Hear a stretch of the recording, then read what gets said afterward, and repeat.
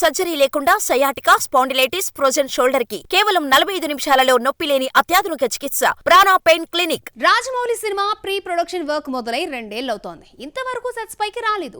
ఎప్పుడొస్తుందో తెలియకపోయినా సోషల్ మీడియాలో ఏదో ఒక అప్డేట్ వస్తూనే ఉంటుంది. అలాగని మేకర్స్ ఇచ్చిన న్యూస్ కాదు, బయట వినిపిస్తున్న వార్తలేంటి, మహేష్ ఎప్పుడు కెమెరా ముందుకు వస్తాడు, was the story. RRR release తర్వాత ఏడాది పాటు రాజమౌళి ఆస్కార్తో గడిపేసిన గట్టిగా ఓ 10 నెలల నుంచి కథపై కూర్చున్నాడు. ఇండియానా జోన్స్లా అడ్వెంచర్ థ్రిల్లర్గా సినిమా ఉంటుందని రైటర్ విజేంద్ర ప్రసాద్ రాజమౌళి ఆల్రెడీ చెప్పేశారు.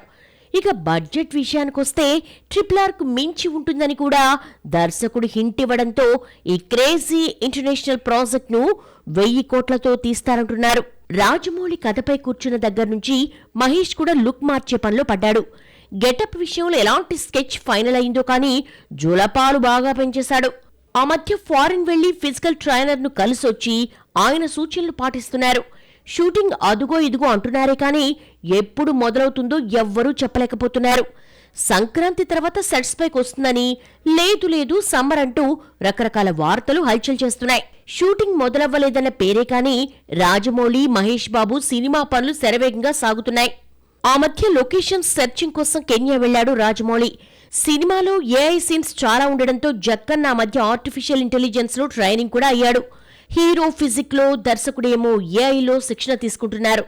క్లాప్ కొట్టేది ఎప్పుడో చెప్పలేకపోతున్నారు.